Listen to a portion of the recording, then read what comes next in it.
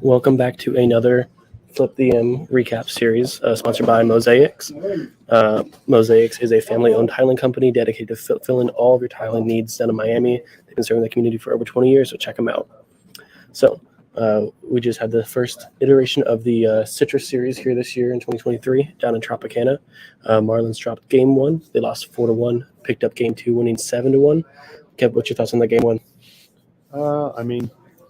Yeah, a loss is always frustrating, but when you're facing Tyler Glasnow, when he's at the top of his game and healthy and locked in as he was, it's always tough. Doesn't matter who, what team he's facing, what lineup he's facing.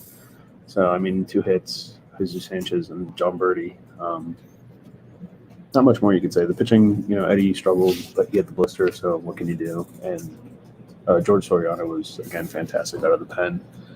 But yeah, 4-1 loss is tough, but it's Tyler Glasnow. What can you do? So tip the cap to him. He's so damn good when he's healthy. It's pretty much all you can do. Yeah. Glasnow dominated last night. 7 innings, 2 hits, 1 run, 8 Ks. Yep.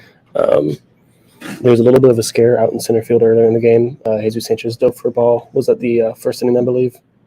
Yeah. First or second inning. It was early in the game, yeah. He dove for a ball, kind of got a little bit of whiplash, stayed in the game the rest of the game. Ended up affecting him today, though.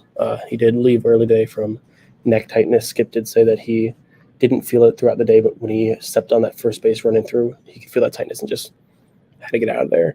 But yesterday marked a 10 consecutive road game loss.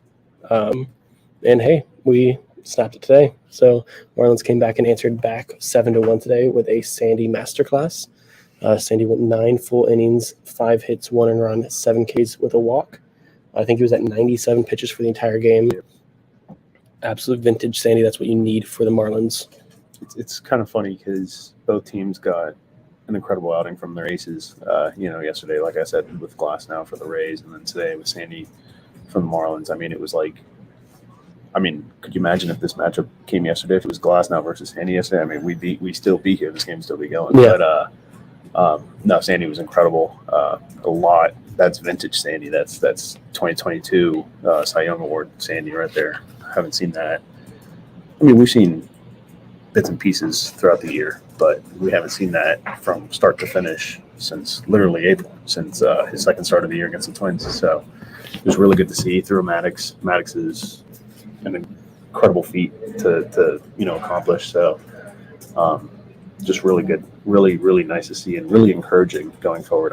Skip said in the clubhouse, if we get that Sandy the rest of the year, look out. I love our chances. That only makes this team that much better. So they've competed this far into the season without Sandy being Sandy. If they could get this version of him for the next 2.5 months, good luck. Yeah. Good luck. Yeah. When Sandy's on, he is on. Absolutely. And we haven't really seen much of that this year. But even Stallings said before the game, he could tell that there was something different in the air from Sandy. He said it's the most energetic and hype that he's seen Sandy going into a game.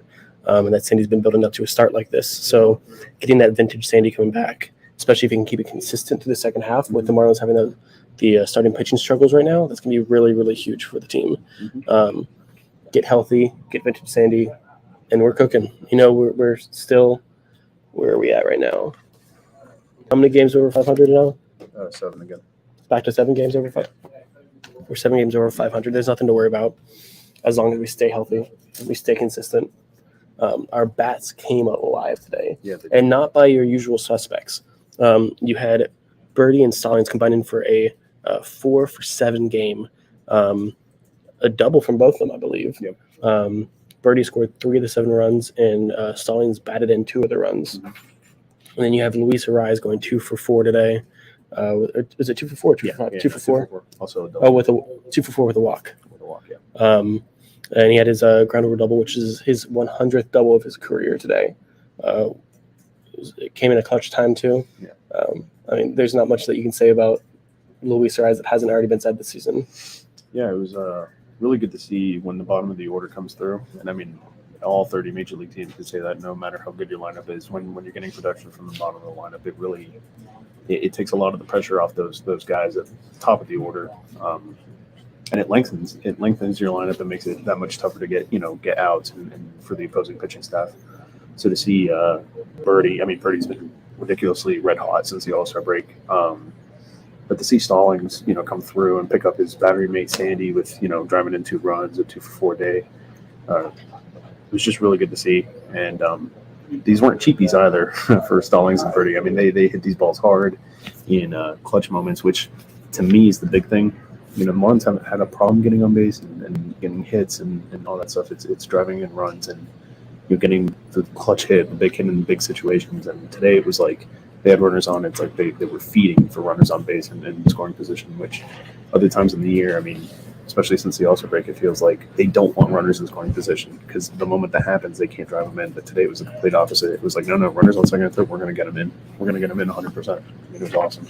Yeah, good to see. Yeah, it was a different kind of aggression we haven't seen in the second half. Yeah, which is really, really great, and it's going into a what should be a good and easy series for the Marlins going up against the Detroit Tigers on Friday. We get a day off tomorrow, going back home. Tigers are going to be coming off of a doubleheader tomorrow against the Angels before flying out there. That's confirmed? Yeah. I found out live. Yeah. So they have a doubleheader. I believe it's tomorrow going off, which is going to help out the Marlins a lot. Coming from Los Angeles, if I'm not mistaken, right? Yeah. No, it's in Detroit. Okay. Yeah, it's in Detroit. So no time zone, but okay. Maybe they're in Central Time. I don't know. That's not part of my job. Fair enough. But they're going to be coming back. It's going to be Miguel Cabrera final reunion in Miami. It'll be, I believe, his only second series ever played in Lone Depot Park. So it'll be nice to see him come home. In that series, we're going to have Kevin and Josian do our coverage for the series. So be sure to keep out and check with them. But any final notes for the series? No, I mean, good to finally get a win in Tampa, huh? Last time they did it, no one was here except for the Marlins and the Rays themselves, no fans. Man, it feels like they've been starving for wins against the Rays, so it really feels good to get one here. And despite all the struggles, this is still a really good Rays team, too. Yeah. They showed it yesterday. They didn't look too bad today, but, I mean, when Sandy's like that, good luck. So, yeah. Really good to get a win, get out of here, get back home. It should be a really fun series this weekend, and hopefully this is the start of something big. They can get on and carry it into August. Going into our High School Musical start something new. Yeah. Yeah. This was the most crowd in in the Citrus series since I believe it was August of 2021. So it's nice to have that large crowd for the two Florida teams facing off. Especially a 12-10 start on a Wednesday middle. Yeah, on a Wednesday we had 20,000 more than we had on a Tuesday night at 6:40. So Tyler Glassnow on the mound. Yeah, with Glassnow. Everyone wants to see Sandy. That's why. Everybody loves Sandy. But that's all we got for this time. Until next time, Kevin Josian will have you hooked up for the Tiger series. Stay tuned.